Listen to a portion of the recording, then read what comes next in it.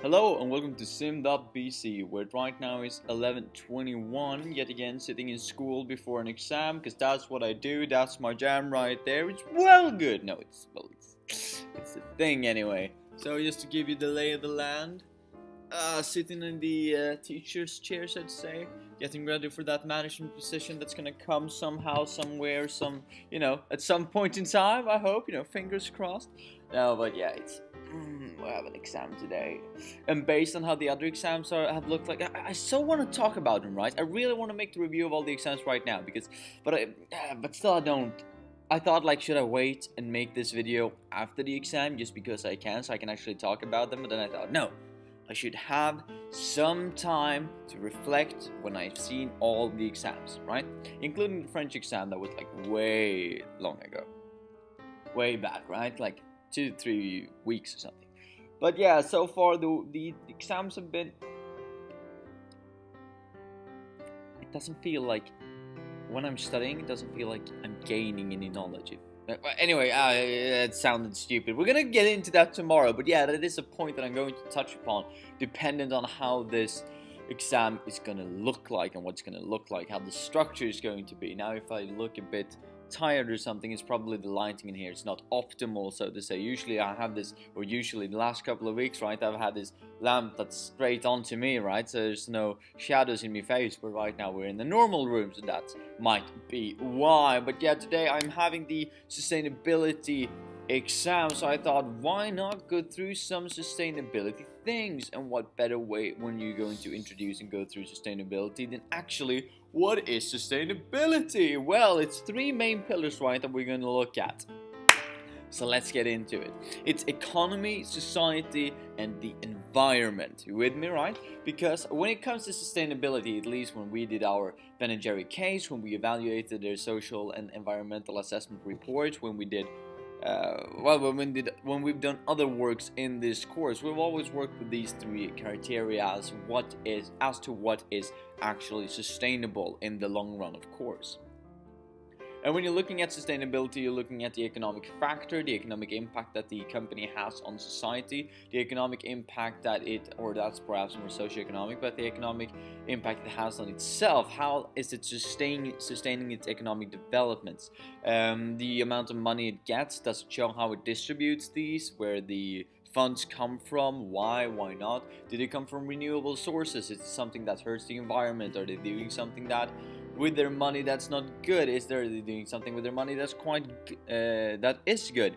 Like, how is their economic structure look like? And if you're having just economic sustainability, you have economic growth and stability. That is what the pure economic is. If you're moving into society, then society is more about what are our responsibility. And I'm not meaning society as social as we at the company. I'm meaning society as social as everyone, right? Everybody is important.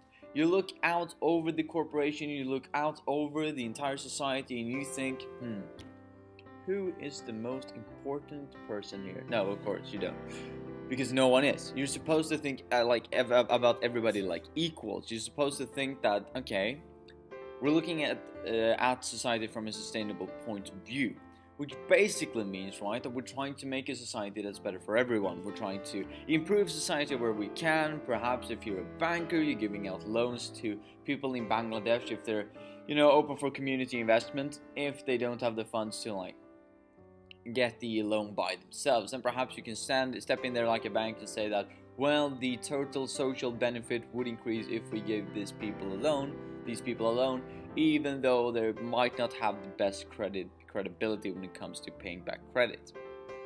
Environment is much more about emission reduction and natural capital production. So basically, how are you handling your fiscal, your human and natural capital, right? How are you making sure that it's not depleting as your economy grows, which is generally the way it goes, but that's not how we want it to go, right? How are you dealing with your scopes, your environmental protection indicators? What are you doing with scopes, right? Are you actually taking responsibility for your greenhouse gas emissions? Are you not taking responsibility for them? Do you see them as intermediate or indirect globally? Or do you see it as a direct thing that you yourself as the company have to deal with? Yet again, Why and why not? Is this something that you can improve? Is this something that you can't improve? Is this something that is set in stone? Is it something to do with regulations? Why not? But the environment is basically, when you looked out before, you looked at society, right? You looked at society. Now you're trying to look beyond society, or rather through society, right? And see what they have at their feet, mates. How can we make the way that they're living, like the environment they're living in, sustainable? And I know that some people are going to say, like, that's actually social, and I would say that it's social environmental. But when you look at, in my opinion, environmental is also not, it's not only the oceans and the forests, it's also like the green lusher in cities, for instance.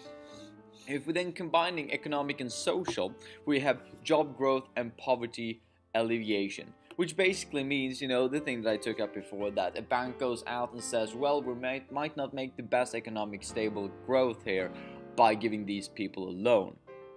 However, the social benefit of giving these people a loan in this community will be higher, so to say, the utility will be higher than if we just gain the extra money. The risk will be worth it because it will lead to this poverty and job growth alleviation. So it means that jobs might go up in the area, which means that poverty indirectly is affected as well. If you combine society and environmental, for instance, you will get the climate stabilization. Here is something more that I'm thinking about the way towards when you look at society and you look at actually the environment that society grows in. What do I mean with that? Well, basically, climate stabilization, in my opinion, the climate stabilization, as most people think about it, like the environment should be stable, the greenhouse emissions and the greenhouse effect, that's for me more environmental. I see what they're doing here with the concept, trying to say that, well, since it is a political issue as well, and you could say that it's environmental, political, or social political, whatever, they introduce the socio-environmental aspect as people are engaged with this. That is why it's socio-environmental. That's why climate stabilization is a socio-environmental perspective and a social environmental issue. However, I would argue that this is pure environmental, and you shouldn't let society intervene. You shouldn't need to have society intervene for this to be outside the realm of just pure environmental views. But of course, what they mean here is that if climate stabilization wasn't the issue in society, if something else was that had to do with the environment, then that would be in this category. That was a bit, abstract, but I hope you follow me, right? So it's about the public perception of what environmental damage is, basically. Then we have economy and environmental. If we, like in the environment, if we group them together, we get the energy and resource efficiency. Now, what does this mean? Well, it basically means that you get the product, process, and the product efficiency and process efficiency, which is basically you're producing products with a higher quality for a lower cost because you've increased your investment in R&D, you've increased your innovation, because of some environmental regulations that has led to environmental innovation, which has led to an environmental competitive advantage. Porter's theory or thesis about this. It's not a theory, actually. I think it's more of a hypothesis because it's lacking empirical studies and whatsoever and whatnot. And then when you look at the process efficiency, it's more about reducing your byproducts. We're having a process yield, I think it's called. I don't quite know what it is, but it's probably just yielding more from the process. And also that we're having less resource waste or more resource savings, however you want to look at it. And that is the economy and environmental clashing. Why? Well, because you're making an economic profit, and all of these points make it so that there is less waste coming out from the circular economy as something that we can't use anymore. That's why it's environmental as well. If you're combining all the three, mate, society, economy, and the environment, you get sustainable agriculture and transport, which basically means that we have a positive public perception in the long run. People will agree with this. We have a positive impact on the economy, right? People say that, well, this is both doable and profitable.